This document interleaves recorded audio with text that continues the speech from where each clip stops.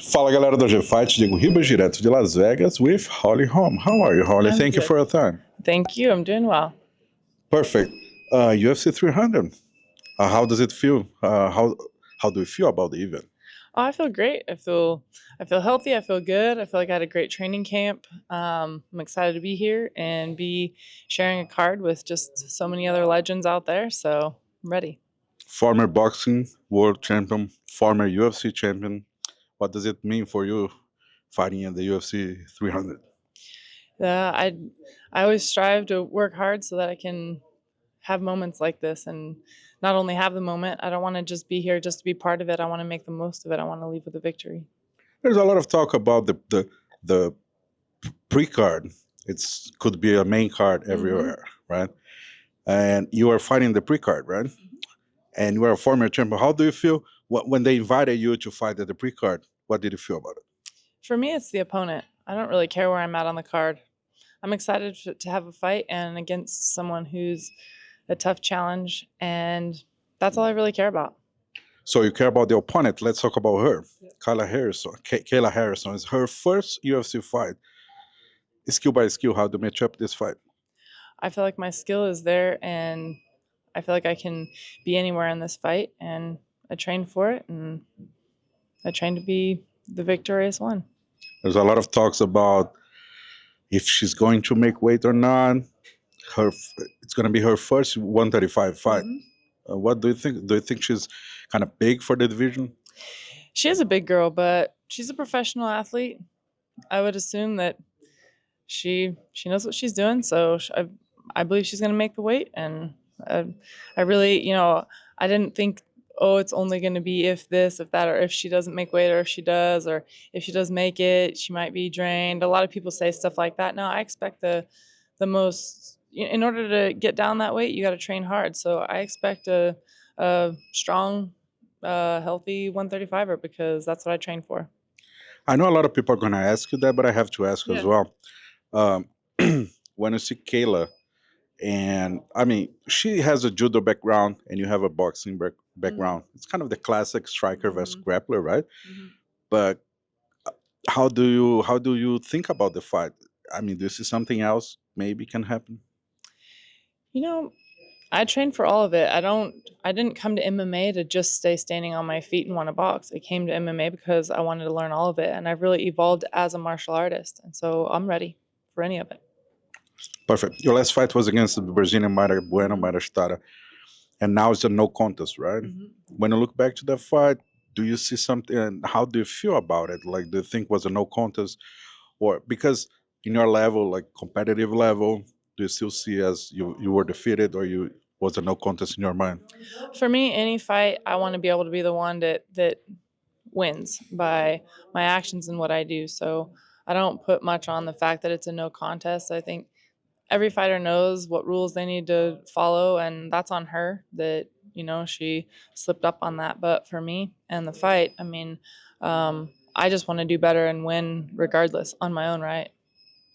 Okay. And if you beat Kayla Harrison, do you think the natural next move and next step for you it is the title shot again?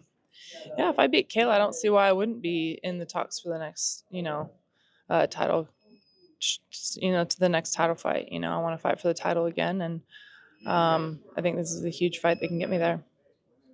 For how many years are you fighting the top of the top high level both sports? Yeah. Oh, for a long time, I did a decade of boxing, and I fought all the best when they were currently the best. And then it's been a little over a decade with MMA as well, fighting the best when they're currently the best. And I do take a lot of pride in that in my career. It's not like I'm trying to, take the easy route in any way. So I think that all those times that I have done that is also what prepares me for this fight coming up on Saturday. Have you ever got tired of this? Like 20 years fighting all the best Yeah. every single year? Oh, for sure. There's times that I feel tired, and not to the point where I'm ready to retire, but there's definitely times going to the gym. It's like, man, why do I sign up myself up for this? But I've also been saying that for since I started. The nerves of a fight are like no other, and nobody understands if they've never done it. If I ever stop feeling that, is the day I need to retire. So I'm glad that I still feel that. But yeah, there's plenty of times that I'm like, man, I'm over this and not necessarily the working out. I don't mind training hard. It's just all the emotions that go with it. You don't ever get off work. It's constantly on your mind with everything you do. Yeah, I believe people when they watch the video, they don't know how tough it is the fight week for you guys. Can't wait in a lot of interviews, Yeah. especially for a big card like that. And you know that. And day by day, you do the same. And the mental process, the thing that hits me, like, how do you have the motivation every single day? It's just I remind myself that I'm never promised tomorrow, and I got to make the best of what I have today. And I'm blessed and thankful to be healthy and be able to have such a long and healthy career. Not that I haven't ran into, I've had surgeries, I've had injuries, I've had all kinds of stuff, but to be able to do it with the longevity that I've been able to do it, I'm thankful, and so I want to make the most of it because I know it's not going to last forever. Perfect. My last question, Chris Cyborg. Is she training with you? How was that? Are you guys close? Oh, it was great. I've talked with her just here and there through social media, like, hey, good job in your fight, good luck in your fight, stuff like that. But we never have really been like super close or gotten to know each other outside of, fighting. And when she came down to train and help through this training camp, it was great. I have nothing but positive things to say about her, inside and outside of the gym.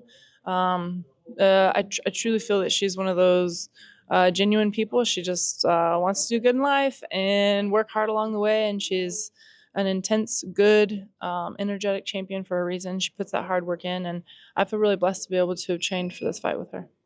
Kayla said something that Cyborg is an orthodox striker and Kayla is a softball grappler. How Chris was able to help him? Chris is very well rounded, and she's not one of those that gets taken down in a fight and gets put on her back. She's tough. So a lot of people, just because she has a lot of wins on her feet, they don't, people want to say that.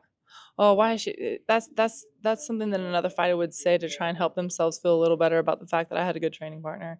I have good training partners outside, like at home, that have always been there for me, and this was just another champion to help push that. And she's been around a long time. She knows how to train for a fight. It's not like she's gonna come in and fight as a righty trying to just like do knockout punches or whatever. I mean, that's just, come on. Perfect.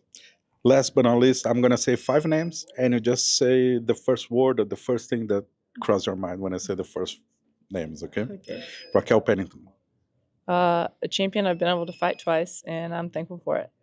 Kayla Harrison, Kayla Harrison is who I'm facing this Saturday, but she's going down. Chris Cyborg, Cyborg is she's a champion on many levels. Amanda Nunes, Amanda Nunez has fought all the best and did a good job doing it, so I have a lot of respect for her. Holly Holm. The best.